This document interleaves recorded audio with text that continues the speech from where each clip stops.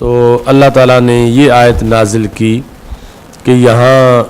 جو ظلم ہے اس سے مراد شرک ہے، ان الشرک لظلم عظیم، باقی ظلم مراد نہیں چھوٹے چھوٹے، بلکہ یہ سب سے بڑا ظلم جو ہے وہ مراد ہے کہ ایمان لانے کے بعد جو اپنا ایمان ظلم کے ساتھ نہ ملائیں، یعنی ایمان لانے کے بعد شرک نہ کریں۔ تو اس سے یعنی یہ ثابت کیا کہ ایک ظلم جو ہے وہ دوسرے ظلم سے چھوٹا ہے، یعنی ظلم کی بھی درجہ بندی ہے کہ ایک ظلم عظیم ہے شرک، اور باقی اس کے مقابلے میں چھوٹے مظالم ہیں۔ باقی ولم یلبسوا ایمانہم، جب تک ظلم کے ساتھ ایمان نہیں ملے گا تو پھر ایمان ایمان ہے، اور جب شرک ہو جائے گا تو پھر ایمان ختم ہو جائے گا۔ یعنی یوں نہیں ہو سکتا کہ بندہ بیک وقت مومن بھی ہو اور مشرک بھی ہو، ایسا نہیں ہو سکتا، یا مومن ہوگا یا مشرک ہوگا، دونوں باتیں بیک وقت موجود نہیں ہو سکتی، کیونکہ جو ہی شرک آتا جائے گا تو ایمان جو ہے وہ ختم ہو جائے گا۔ اور لغوی ایمان اور شرک جو ہے یہ اکٹھے ہو سکتے ہیں، اور بات اصطلاحی ایمان کی ہے۔ لغوی ایمان تو مشرکین میں بھی تھا، وَلَئِن سَأَلْتَهُم مَّنْ خَلَقَ السَّمَاوَاتِ وَالْأَرْضَ لَيَقُولُنَّ اللَّهُ، اگر آپ ان سے پوچھیں کہ کس نے زمین و آسمان کو پیدا کیا تو وہ کہتے ہیں اللہ نے پیدا کیا۔ اب یہ کہنے سے وہ کوئی مسلمان نہیں ہو گئے تھے، یہ بعض چیزیں وہ تسلیم کرتے تھے۔ تو لغوی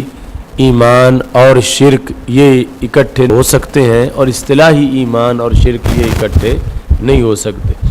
تو وہ مکہ کے مشرک جو رب ذوالجلال کی بعض صفات کو تسلیم کرنے والے تھے، تو اس وجہ سے وہ کوئی مسلمان نہیں ہو گئے تھے کہ کہا جائے کہ مسلمان بھی تھے اور ساتھ ساتھ مشرک بھی تھے، اور پھر اس طرح آج کے مسلمانوں کو کلمہ گو مشرک کہا جائے جس طرح وہابی کہتے ہیں۔ تو وہ لغوی ایمان تھا، ان کا اصطلاحی ایمان نہیں تھا، یعنی مشرکین مکہ کے مومن اصطلاحی ہونے کے بارے میں کسی کا قول بھی نہیں ہے۔ وہ بعض چیزیں جو تسلیم کرتے تھے تو وہ لغوی ایمان تھا، ان پر مسلمان ہونے کا حکم اس کی وجہ سے نہیں لگا تھا، اس وجہ سے وہاں لغوی ایمان اور شرک یہ اکٹھے پائے گئے ہیں۔ ویسے شرک جب آتا ہے تو اصطلاحی ایمان نہیں رہتا، اصطلاحی ایمان جو ہے وہ ختم ہو جاتا ہے، تو اصطلاحی ایمان اور شرک یہ اکٹھے نہیں ہو سکتے۔ اس واسطے تیمی نے یہ معنی کیا وَلَمْ يَلْبِسُوا إِيمَانَهُمْ بِظُلْمٍ کا کہ لَمْ يُفْسِدُوا إِيمَانَهُمْ وَيُبْطِلُوهُ بِكُفْرٍ، کہ ایمان لائے اور اس کے بعد ایمان کو فاسد نہیں کیا۔ یعنی یہ نہیں ہے کہ مکس کر کے ایمان ایمان ہی رہے پھر بھی، بلکہ کیا ہے کہ جو ہی ظلم آتا گیا، یعنی ظلم بمعنی شرک، تو پھر ایمان باطل ہو گیا، اور اس بنیاد پر یہ دونوں آپس میں اکٹھے نہیں ہو سکتے کہ ایمان بھی برقرار رہے اور ساتھ شرک بھی موجود ہو، تو ایسا نہیں ہو سکتا۔ لِأَنَّ الْخَلْطَ بَيْنَهُمَا لا يتصور، صفت کفر اور صفت ایمان کا مکس ہونا اس کا تصور نہیں ہوتا، چونکہ مکس ہوتے ہی ایمان کفر میں بدل جائے گا، تو وہ سارا کفر ہوگا، وہاں ایمان نام کی کوئی چیز نہیں ہوگی۔ تو وہاں یہ ہوگا کہ ایمان متقدم اور کفر متأخر، یعنی پہلے ایمان اور بعد میں کفر، پہلے سارا ایمان بعد میں سارا کفر، تو یہ صورتحال ہوگی، نہ یہ کہ آدھا ایمان اور آدھا کفر، اس طرح آپس میں خلط نہیں ہو سکتا۔ اس کے بعد ہے منافق کی علامت۔ حضرت ابو ہریرہ رضی اللہ تعالیٰ عنہ کہتے ہیں کہ منافق کی 3 علامتیں ہیں۔ جب وہ بات کرتا ہے تو جھوٹ بولتا ہے، جب وعدہ کرتا ہے تو وعدہ خلافی کرتا ہے، اور جب اس کو امین بنایا جائے تو وہ خیانت کرتا ہے۔ خانہ، پشتو والا خان جو ہے وہ اور ہے اور یہ خانہ اور ہے، کہ اذا اؤتمن خان، جب اس کو امین بنایا جائے تو خان بن جاتا ہے. یعنی خان کا مطلب نہیں ہے کہ پٹھان بن جاتا ہے، بلکہ یہ ہے کہ خان ماضی کا صیغہ ہے کہ جب اس کو امین بنایا جائے تو پھر وہ خیانت کرتا ہے. ایسا نہ ہو کہ پی ٹی آئی والے کہے گئی اذا اؤتمن خان، جب امین بنایا جائے تو پھر خان بن جاتا ہے. کہیں کہ ہمارا بھی ذکر حدیث میں ہے. آگے اگرچہ معنی بڑا خطرناک ہو، اذا اؤتمن خان. ایک شخص بصرہ سے آیا مکہ مکرمہ میں حج کرنے کے لیے، اور وہاں حضرت عطا بن نبی رباح جو تابعی ہیں ان کی مجلس میں بیٹھا اور کہا کہ میں نے حسن بصری جو ہے سنا ہے، وہ کہتے ہیں کہ جس میں 3 خصلتیں ہوں تو میں حرج محسوس نہیں کرتا کہ میں اسے منافق کہوں، یعنی اس کو منافق کا نام دے دوں. جب یہ تینوں باتیں اس میں پائی جائیں تو اس کو منافق کہنے کے لحاظ سے میں حرج محسوس نہیں کہ میں اسے کہہ دوں کہ یہ منافق ہے. کیونکہ یہ حدیث جو ہے اس کا مطلب سمجھنے کے لیے یہ ہے کہ نفاق کی 2 قسمیں ہیں. ایک ہے نفاق عملی، ایک ہے نفاق اعتقادی. تو نفاق اعتقادی جو ہے وہ کفر ہے، اور نفاق عملی کی وجہ سے بندہ کافر نہیں بنتا، اگرچہ اس کی بہت زیادہ مذمت ہے. یہ حدیث جو ہے یہ مشکلات حدیث میں سے اس کو شمار کیا گیا ہے کہ ایک مسلمان میں کبھی یہ خصال پائی جاتی ہیں، یعنی تینوں کی تینوں، کہ جھوٹ بھی بولتا ہے، وعدہ خلافی بھی کرتا ہے اور خیانت بھی کرتا ہے. تو کیا وہ اس وجہ سے کافر ہو جائے گا؟ یعنی منافق جو ہے وہ تو کافر ہی کی ایک قسم ہے کہ اس کا نکاح ٹوٹ جائے. اس پر علماء کی ایک جماعت نے یہ کہا کہ اس پر اجماع ہے کہ ایسے بندے پر کفر کا حکم نہیں لگایا جائے گا. معاذ اللہ اگرچہ تینوں باتیں اس میں پائی جائیں منافقت کی علامت والی، لیکن اس کو کافر نہیں کہا جائے گا، اور نہ ہی اس کی وجہ سے وہ درک الاسفل من النار کا ان المنافقین فی الدرک الاسفل من النار، نہ ہی اس کا یہ بنے گا مقام، چونکہ وہ جو ہے حکم وہ نفاق اعتقادی کے لحاظ سے ہے، نفاق عملی کے لحاظ سے نہیں ہے. تو حضرت حسن بصری نے کہا کہ جس میں یہ چیزیں ہوں میں تو حرج محسوس نہیں کروں گا کہ میں اسے منافق کہوں، میں کہوں گا کہ یہ منافق ہے. تو حضرت عطا جو ہیں انہوں نے یہ بات جب سنی تو اس شخص سے کہا کہ جب تم واپس جاؤ حضرت حسن بصری کے پاس تو ان سے یہ پوچھنا، انہیں میرا سلام دینا اور کہنا کہ عطا تجھے یہ کہہ رہے ہیں ما تقول فی بنی یعقوب علیہ السلام اخوت یوسف، کہ تمہاری کیا رائے ہے حضرت یعقوب علیہ السلام کے بیٹوں اور یوسف علیہ السلام کے بھائیوں کے بارے میں. اذا حدثوا فکذبوا، جب انہوں نے بات کی تو جھوٹ بولا. ووعدوا فاخلفوا، وعدہ کیا کہ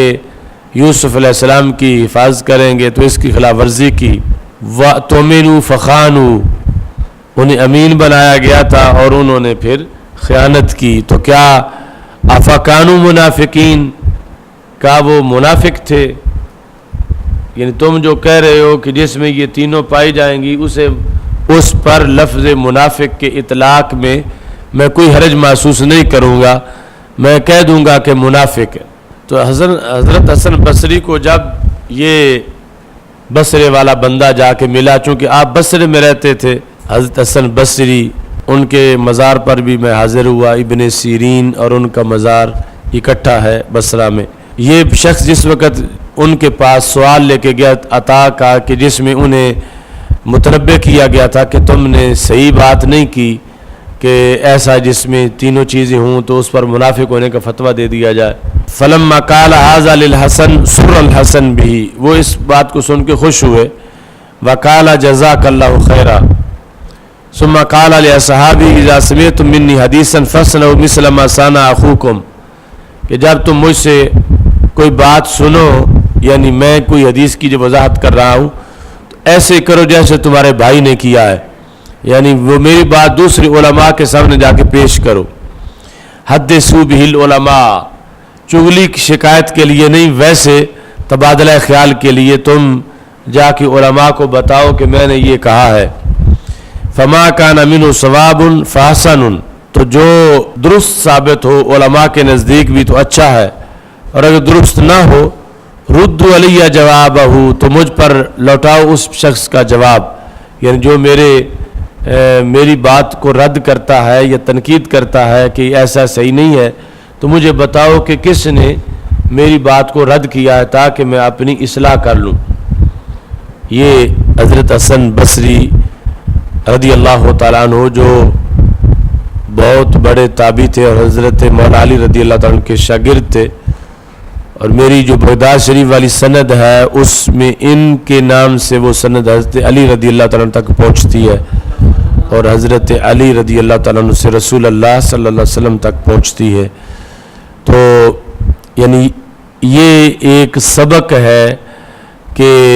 رجوع کر لینے میں غلط بات کے اندر کوئی بندے کی توہین نہیں ہے کہ اتنے بڑے امام تھے حسن بصری، لیکن جب عطا بن ابی رباح نے ان کی توجہ دلائی کہ جو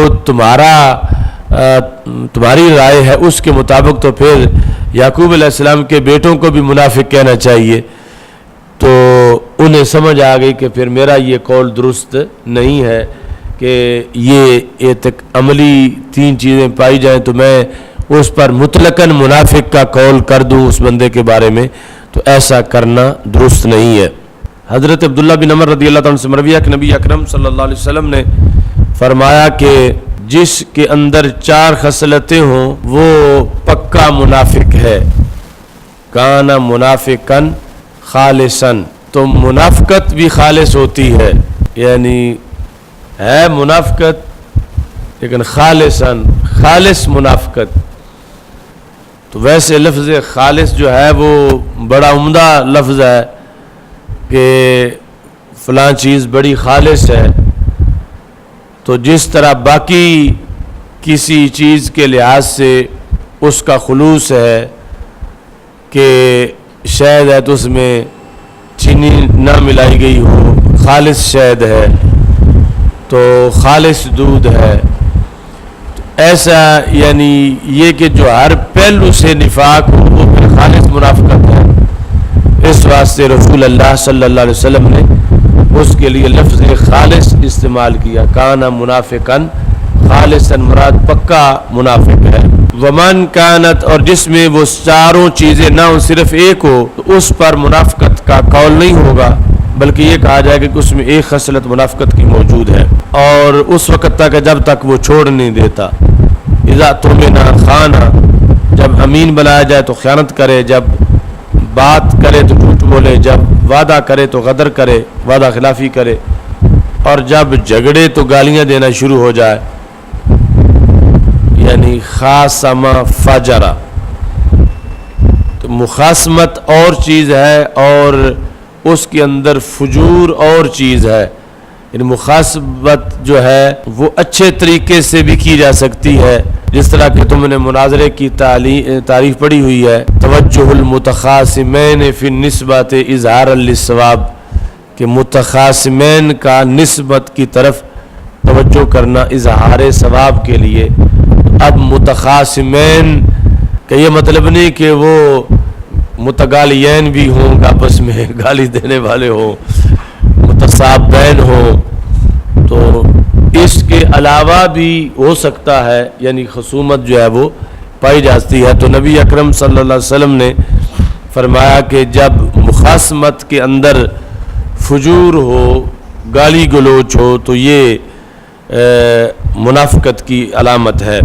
امام خطابی جو ہیں وہ کہتے ہیں کہ حضرت حذیفہ بن یمان رضی اللہ تعالیٰ عنہ کہتے ہیں کہ نفاق رسول اللہ صلی اللہ علیہ وسلم کی ظاہری حیات میں تھا لوگوں کے اندر، لیکن آج هو الکفر بعد الایمان، یعنی جو منافقت ہے وہ ارتداد ہے۔ اس وقت یعنی تیسری قسم تھی کہ ایک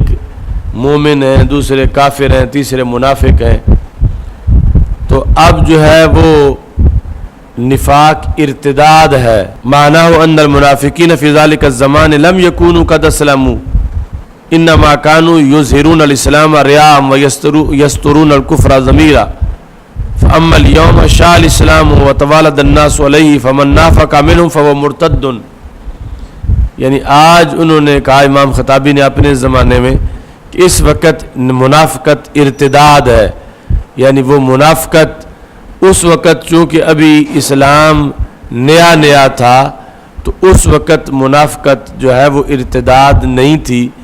اب جو ہے وہ منافقت جو ہے وہ ارتداد ہے. کیوں؟ لأن نفاق کفر احدث بعد قبول الایمان. کہ آج جو اعتقادی منافقت کی بات ہو رہی ہے کہ آج اعتقادی منافقت جو ہے وہ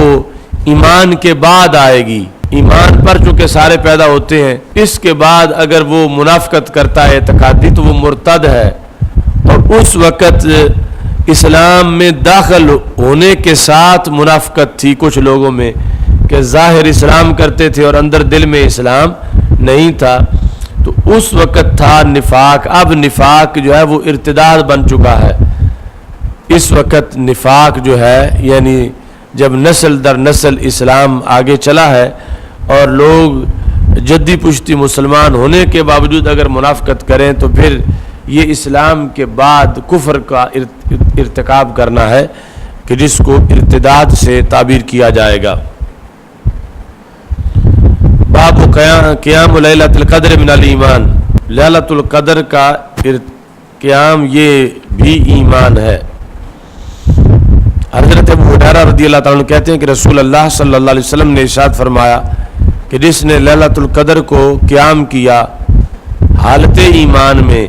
اور طلب ثواب کے لیے تو اس کے پہلے سارے گناہ بخشے گئے. احتساباً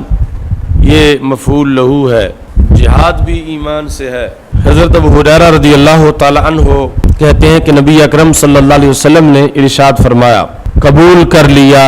انتدب اللہ ہو، قبول کر لیا اللہ تعالیٰ نے اس شخص کو جو اللہ کے راستے میں نکلا، نہیں نکالا اس کو مگر میرے ساتھ ایمان نے اور میرے رسولوں کے ساتھ تصدیق نے. انتدب اللہ کے ساتھ اس کا تعلق ہے. اللہ تعالیٰ نے یہ کہا کہ میں اس کو لوٹاؤں گا ساتھ اس کے جو اس نے اجر پایا ہے یا غنیمت کا مال پایا ہے یا میں اس کو جنت میں داخل کروں گا. اور رسول اللہ صلی اللہ علیہ وسلم نے فرمایا اگر میں امت پر مشقت نہ سمجھتا تو میں کسی بھی جنگ سے پیچھے گھر نہ بیٹھتا.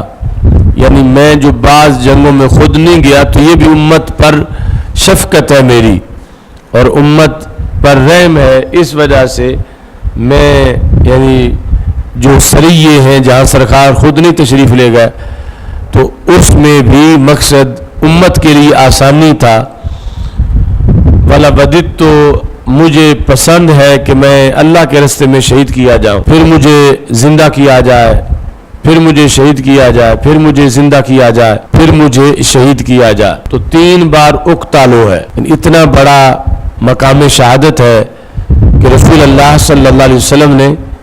خود 3 بار شہادت کی تمنا کی ہے. یہ اس حدیث میں رمضان شریف کا قیام جو ہے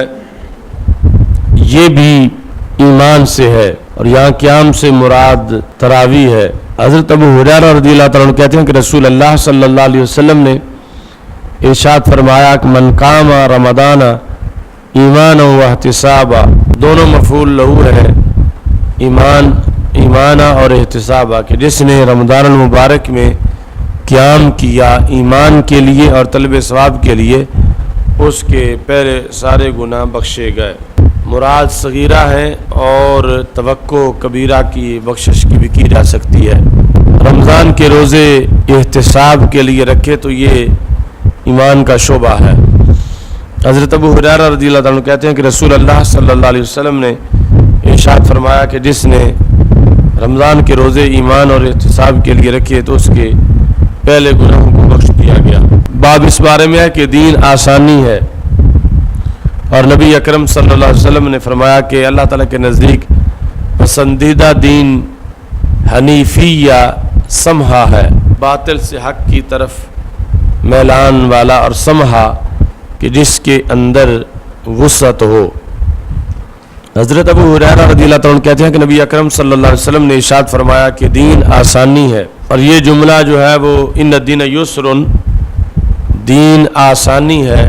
اس کی حدود قیود ہے، یہ مطلقاً نہیں ہے۔ مطلب یہ ہے کہ اس کے اندر ایسی مشقت نہیں ہے کہ ہو ہی نہ سکے دین کے کام، ایسے نہیں ہے۔ اگر بندے کی نیت صاف ہو تو اس کے اندر اسے آسانی سے منزل مل سکتی ہے، اور دین کے مسئلے میں کوئی بندہ نہیں شدت اختیار کرے گا مگر دین اس پہ غالب آ جائے گا، یعنی وہ شدت اختیار کرتے کرتے پورا نہیں اتر سکے گا، بالآخر ایک جگہ جا کے اس کو رک جانا پڑے گا، اور ابھی مزید آگے شدت ہو سکتی ہوگی دین کے لحاظ سے۔ اس بنیاد پر وہ شدت کی بنیاد پہ دین پہ غالب نہیں آ سکتا، بلکہ دین ہی اس پہ غالب آئے گا۔ فسددو، اور اس میں یہ ہے کہ درست قول کرو، درست فعل کرو، اور عبادت کے اندر قربت اختیار کرو، اور ایک دوسرے کو خوشخبری سناؤ، اور مدد حاصل کرو غدوہ کے ساتھ اور روحہ کے ساتھ اور تھوڑے سے اندھیرے کے ساتھ۔ غدوہ جو ہے وہ نماز فجر سے لے کر جو طلوع شمس تک ٹائم ہے، اور روحہ جو ہے وہ زوال شمس سے رات تک، اور دلجہ یا دلجہ جو ہے یہ ہے اندھیرا۔ تو مطلب یہ ہے کہ اعمال کے اندر توسط جو ہے وہ اپناؤ، اور وستعینوا بالغدوۃ والروحۃ، یہ بھی ہماری دلیل ہے ایاک نعبد و ایاک نستعین میں، کہ غدوہ اور روحہ بھی غیر اللہ ہیں، اور ان سے مدد حاصل کرنے کے لیے حکم دیا جا رہا ہے۔ ان الدین یسر، دین آسانی ہے۔ تو یہ جب تک اس کے حدود قیود نہ رکھی جائیں تو پھر ایک ہی یہ جملہ پورے دین کو ختم کرنے کے لیے معاذ اللہ کافی ہو سکتا ہے، کہ کوئی نماز کے مسئلے میں ہی نماز پنجگانہ با جماعت کہ وقت ہوگا تو پڑھی جائے گی، جماعت کے ساتھ پڑھی جائے گی۔ ایک شخص کہتا ہے کہ نہیں بار بار دکان بند کرنی پڑتی ہے، تو میں ایک وقت میں ساری پڑھ لیتا ہوں، چونکہ دین آسانی ہے تو لہذا یہ بار بار علیحدہ ٹائموں میں نہیں۔ پھر وہ اس کے آگے ترقی کرے کہ مسجد جانے کی ضرورت نہیں، گھر بیٹھ کے ہی، کیونکہ دین آسانی ہے۔ پھر کہے کہ نہیں وضو کی بھی نہیں ضرورت، کہ کب پانی ملتا ہے کبھی نہیں ملتا، کبھی ٹھنڈا ہوتا ہے اور وضو کرنا مشکل ہوتا ہے، تو چونکہ دین آسانی ہے لہذا وضو بھی نہیں ہونا چاہیے، کہ وضو کے بغیر ہی میری نماز جو ہے وہ ہو جائے۔ اور پھر آگے کہے کہ یہ فاتحہ اور 7 سورت یہ لمبا مسئلہ ہے، صرف صدا پر ہی جو ہے وہ قیام ہو جانا چاہیے، اور پھر رکوع سے پھر کہے کہ چونکہ دین آسانی ہے تو رکوع کرنے میں مشکل ہے یا سجدہ کرنے میں مشکل ہے، صرف قیام سے ہی کام چل جانا چاہیے۔ پھر کہے کہ قیام بھی کیا کرنا ہے، علیحدہ بات چیت کرتے کرتے اللہ اکبر کہنے سے ہی نماز ہو جانی چاہیے، چونکہ دین آسانی ہے۔ تو اس واسطے یعنی اگر اس کی حد مقرر نہ کی جائے تو پھر پورے دین پر اس ایک جملے کے ذریعے ہی معاذ اللہ کوئی حملہ کر سکتا ہے، کہ آسانی ایسی چیز ہے کہ اس کا کوئی کنارہ نہیں، یعنی جتنا بھی چھٹی مل جائے گی آگے مزید چھٹی چاہیں گے، کہ چونکہ دین آسانی ہے لہذا یہ ساری مشکلات جو ہیں وہ ختم ہو جائیں، تو اس طرح پھر مکمل دین کا معاذ اللہ خاتمہ ہو سکتا ہے۔ تو یہ آج کچھ لوگ فتووں میں اس کو لے کر پھر آگے لوگوں کو چھوٹ دیتے ہیں، اور اس سے پھر آگے خرابیاں پیدا ہوتی ہیں کہ ان الدین یسر، دین آسانی ہے، لبرل یہ کہتے ہیں مولویوں نے مشکل بنایا ہوا ہے کہ کوئی کہتا ہے یہ شرط ہے، کوئی کہتا ہے یہ شرط ہے، تو اس طرح پھر یعنی پورے دین سے وہ اعتماد اٹھانا چاہتے ہیں۔ اب نحو ہے نا کہ جس میں پابند ہیں کہ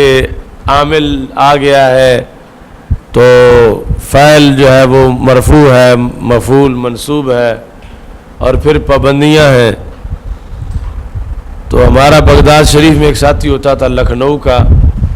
تو وہ کہتا تھا یہ قول جو ایک ہے آفت العلم ھذا النحو، کہ یہ علم کے لیے نحو آفت ہے کہ یہ آگے پیچھے جانے ہی نہیں دیتی، آگے روک لیتی ہے کہ اب اسے اس طرح پڑھو، اسے اس طرح پڑھو۔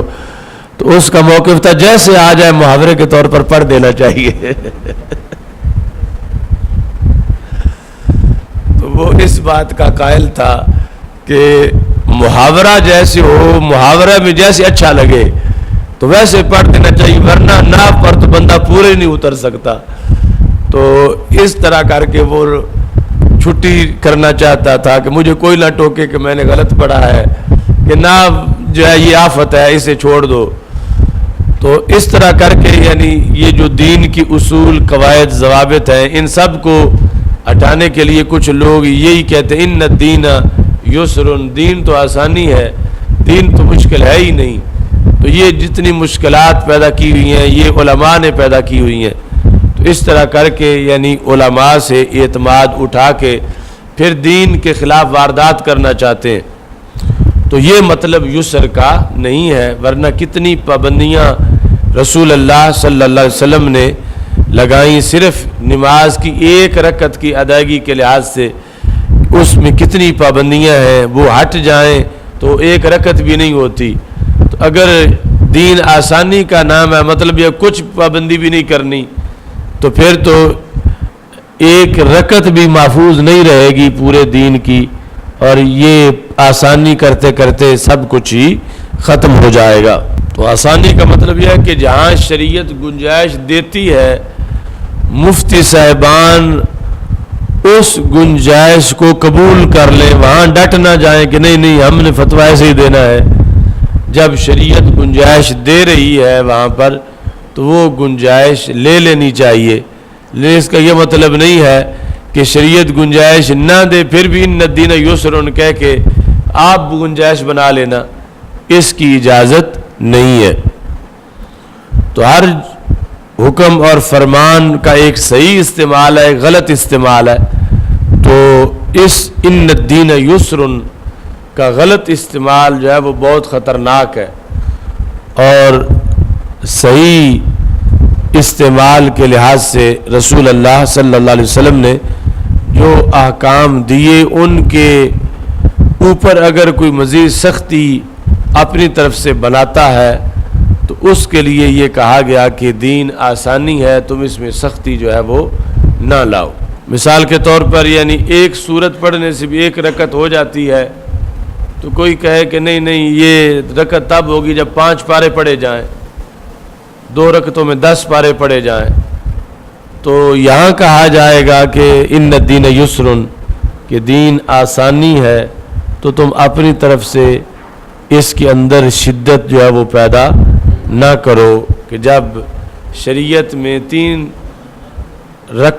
آیات سے بھی قرات متحقق ہو سکتی ہے، تو جتنی سنت میں ہے جتنی آیات 60 تک یا اس سے زائد اتنی تک تم رہو۔ یعنی فرائض کے اندر کوئی یہ لازم کر دے کہ 3 پارے پڑھنے ہیں، تو یہ پھر اس نے اپنی طرف سے سختی جو ہے وہ شروع کی، جبکہ سرکار دو عالم صلی اللہ علیہ وسلم نے حضرت معاذ بن جبل کو اس پر ناراضگی کی جب کچھ لوگ ان کی لمبی قرات کی وجہ سے نماز سے اکتاہٹ محسوس کرنے لگے، تو سرکار نے فرمایا فتان انت یا معاذ، کیا تم فتنہ پیدا کرنا چاہتے ہو؟ تو اس طرح یعنی اس کا محمل ہے ان الدین یسر کا، نہ یہ کہ اس کو مطلقاً لے لیا جائے تو پھر کوئی چیز بھی نہیں بچے گی۔ یعنی جس مفتی صاحب نے اس پر فتویٰ دینا ہے تو ایک جملہ اس کو پڑھنے کے لیے کافی، اور پیشہ کچھ نہ پڑھے، تو جو بھی اس سے سوال کرے وہ ان الدین یسر کہہ کے آگے جو ہے وہ چھٹی دیتا جائے، یعنی اس کو کہے کہ روزہ جو ہے وہ ضروری ہے، طلوع آفتاب سے لے کر غروب آفتاب، یعنی طلوع صبح صادق سے لے کر غروب آفتاب تک اتنا ضروری ہے، تو وہ کہہ کہ یعنی صوم تو مطلقاً امساک ہے، تو مطلقاً امساک تو 5 منٹ بھی ہے، تو 5 منٹ اگر آپ نے نہیں کھانا پیا تو روزہ ہو گیا۔ ان الدین یسر، دین جو ہے وہ جو کہ آسانی کا نام ہے، تو اب اس میں پورا دن بھوک برداشت کرنا یہ تو بڑی مشکل ہے، تو اس ایک ہی قول کو دلیل بناتے ہوئے وہ معاذ اللہ ہر چیز منہدم کر سکتا ہے شریعت کی، تو اس بنیاد پر اس کی حدود و قیود ہیں جو رسول اللہ صلی اللہ علیہ وسلم کی دیگر احادیث سے واضح ہیں۔ نماز یعنی یہ لمبا اس کا مفہوم ہے کہ سفر کرتے وقت یعنی ان اوقات کے اندر تم پہلے ٹائم سفر کر لو، پچھلے ٹائم سفر کر لو، تاکہ رات کے وقت تم سفر نہ کرنا پڑے۔ اور دوسری طرف جو ہے دلجا جو ہے وہ ہے فجر جب ہو جائے اور تھوڑا تھوڑا اندھیرا ہو تو اس سے تم استعانت حاصل کر لو، بجائے اس کے کہ تم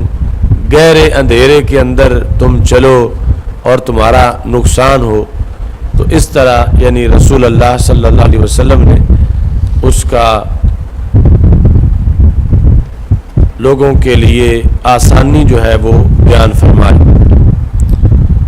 یعنی مقصد یہ تھا میانہ روی سکھانا۔ اور مثلا اگر کوئی مسافر جو ہے وہ دن بھی چلتا ہے رات بھی چلتا ہے تو کب وہ پورا اتر سکے گا؟ اگر دن بھی سفر کرے رات بھی سفر کرے اور آرام نہ کرے تو کس طرح وہ پورا اتر سکتا ہے؟ تو اسے یہ کہا گیا کہ تم غدوہ اور روحہ سے مدد حاصل کرو، کہ پہلے ٹائم چلو دوپہر میں آرام کرو، پھر پچھلے ٹائم چلو، پھر رات کو آرام کرو، اس سے تم مدد حاصل کرو،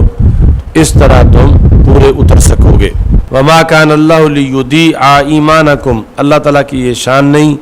کہ تمہارے ایمان کو ضائع کرے، تو ایمان یہاں پر نماز کو کہا گیا، یعنی صلاتکم عند البیت، بیت اللہ کے پاس جو تم نماز پڑھتے ہو۔ حضرت براء بن عازب رضی اللہ تعالیٰ عنہ سے مروی ہے کہ نبی اکرم صلی اللہ علیہ وسلم نے ارشاد فرمایا، نبی اکرم صلی اللہ علیہ وسلم کان اول ما قادم المدینہ تھا، کہ جب نبی اکرم صلی اللہ علیہ وسلم سب سے پہلے مدینہ منورہ آئے تو اپنے اجداد کے پاس ٹھہرے۔ تو جس طرح اجداد ہیں ددیال، ایسے ننیال کو بھی اجداد کہا جاتا ہے، تو مدینہ منورہ میں سرکار کے ننیال تھے، تو اس واسطے اوقال اخوالہ من الانصار، کہ رسول اللہ صلی اللہ علیہ وسلم کے جو ننیال تھے وہاں سرکار ٹھہرے، اور نبی اکرم صلی اللہ علیہ وسلم نے نماز پڑھی بیت المقدس کی طرف منہ کر کے 16 مہینے یا 17 مہینے، اور آپ صلی اللہ علیہ وسلم کو یہ پسند تھا کہ آپ کا قبلہ بیت اللہ کی طرف ہو، اور نبی اکرم صلی اللہ علیہ وسلم نے پہلی جو نماز پڑھی تو وہ اول صلاۃ صلاھا صلاۃ العصر، یعنی بیت اللہ کی طرف منہ کر کے جو پہلی نماز پڑھی تو وہ نماز عصر تھی، اور آپ کے ساتھ قوم تھی جنہوں نے عصر یعنی بیت اللہ کی طرف منہ کر کے نماز پڑھی۔ تو ایک شخص نکلا ان میں سے جنہوں نے رسول اللہ صلی اللہ علیہ وسلم کے ہمراہ نماز پڑھی تھی، تو وہ دوسری مسجد والوں کے پاس سے گزرا اور وہ رکوع کر رہے تھے، تو اس نے کہا میں اللہ تعالیٰ کی گواہی بھی دیتا ہوں کہ میں نے رسول اللہ صلی اللہ علیہ وسلم کے ساتھ مل کر نماز پڑھی ہے مکہ کی طرف منہ کر کے۔ انہوں نے سنا فدارو کما ہم قبل البیت، وہ پھر گئے جیسے تھے اسی حالت میں بیت اللہ کی طرف منہ کر لیا۔ اور یہود کو یہ پسند تھا کہ مسلمان جو ہیں وہ نماز پڑھیں تو بیت المقدس کی طرف منہ کر کے نماز پڑھیں، اور اہل کتاب بھی یہ پسند کرتے تھے۔ فلما ولا، جس وقت نبی اکرم صلی اللہ علیہ وسلم نے چہرہ پھیرا بیت اللہ کی طرف تو انہوں نے اس کا انکار کیا۔ برا کہتے ہیں کہ اپنی حدیث میں انہ مات علی القبلۃ قبل ان تحول رجال، قبلہ تبدیل ہونے سے پہلے بہت سے لوگ فوت ہو چکے تھے جو پہلے قبلے کی طرف نماز پڑھتے رہے، وقتلوا، اور وہ شہید ہو چکے تھے، ہم نہیں جانتے کہ ہم ان کے بارے میں کیا کہیں۔ یعنی یہ تشویش تھی کہ اب وہ تو دوسری طرف منہ کر کے نماز پڑھتے رہے اور اب بیت اللہ کو قبلہ بنا دیا گیا ہے تو ان کی نمازوں کا کیا بنے گا۔ تو اللہ تعالیٰ نے یہ نازل کیا، وما کان اللہ لیضیع ایمانکم، اللہ تمہاری نمازیں ضائع کرنے والا نہیں ہے۔ یعنی اس وقت جو حکم تھا اس کے مطابق وہ پڑھتے رہے تو وہ ضائع نہیں ہوئی، وہ ٹھیک ہو گئی ہیں۔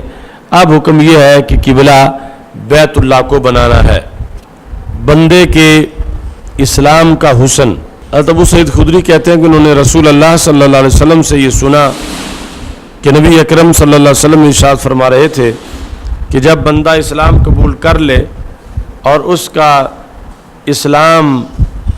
اچھا ہو جائے تو اللہ تعالیٰ اس سے سارے گناہ دور کر دیتا ہے جو اس نے ماضی میں کیے تھے، اور اس کے بعد پھر قصاص ہے، یعنی اسلام قبول کرنے سے ماضی والے سارے گناہ جو ہیں وہ بخشے جاتے ہیں اگر صحیح طریقے سے وہ اسلام کو قبول کر لے۔ اس کے بعد قصاص ہے کا مطلب کیا ہے کہ اگر اسلام صحیح ہو جانے کے بعد نیکی کرے گا تو ثواب ملے گا، گناہ کرے گا تو عذاب ملے گا، یعنی پھر مقابلہ ہے نیکی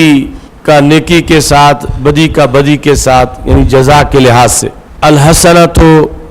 بعشر امثالها الی 700 ضعف، ایک نیکی جو ہے اپنی 10 مثلوں کے ساتھ، یعنی نیکی کرے گا 10 اور ہوں گی 700 تک اس کو اس میں اضافہ ہوگا، اور 700 بھی آخر نہیں ہے، اس سے بھی زیادہ ہو سکتا ہے۔ اور بدی اپنی مثل ہے، یعنی بدی کرے گا تو ایک ہی بدی لکھی جائے گی، 10 نہیں لکھی جائیں گی یا 700 نہیں لکھی جائیں گی۔ الا ان یتجاوز اللہ عنہا، ہاں یہ ہے کہ اگر اللہ بخش دے تو ایک بدی بھی نہیں لکھی جائے گی، ایک گناہ بھی نہیں لکھا جائے گا۔ حضرت ابو ہریرہ رضی اللہ عنہ کہتے ہیں کہ رسول اللہ صلی اللہ علیہ وسلم نے ارشاد فرمایا، جس وقت تم میں سے کسی نے اپنے اسلام کو اچھا کر لیا تو ہر نیکی جو وہ کرے گا وہ اس کی 10 مثل لکھی جائیں گی 700 تک، اور ہر بدی جو وہ کرے گا تو اسی کی مثل لکھی جائے گی، یعنی بدی پر ایک ہی بدی لکھی جائے گی، جب نیکی پر ایک نیکی نہیں 11 لکھی جائیں گی، آگے پھر بڑھتی جائیں گی 700 تک۔ اللہ تعالیٰ کے نزدیک احب دین کون سا دین ہے؟ احب دین یعنی دین سے مراد ہے کہ بندے کی معمولات جو دینی معمولات ہیں وہ اچھے ہیں جن میں دوام ہو، یعنی اگرچہ تھوڑے ہوں لیکن روزانہ ہوں، تو یہ اللہ تعالیٰ کو پسند ہے۔ عائشہ صدیقہ رضی اللہ تعالی عنہا یہ کہتی ہیں کہ نبی اکرم صلی اللہ علیہ وسلم